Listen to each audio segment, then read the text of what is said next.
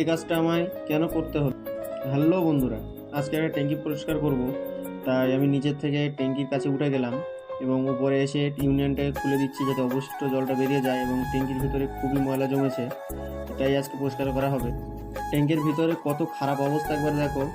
তো আমি ভিতরে ঢুকে প্রথমে স্কচব্রাইট বা কিছু একটা দিয়ে ভিতরটাকে ঘষে নেব ভালো করে। তারপর অ্যাসিড দিয়ে ট্যাঙ্কের ভিতরে যে ময়লাগুলো জমে আছে সে ময়লাগুলো পরিষ্কার করে নেব এবং ওভারফ্লোর ছিদ্র দিয়ে ট্যাঙ্কিটাকে কাত করে ময়লা জলটা বার করে দেব।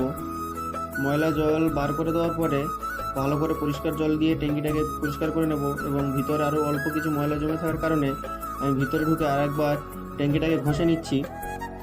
ভিতর থেকে ট্যাঙ্কিটা পরিষ্কার হয়ে গেলে ইউনিয়নের মুখ থেকে অ্যাসিড ঢেলে ইউনিয়নটাও পুরোপুরি ক্লিয়ার করে নেব।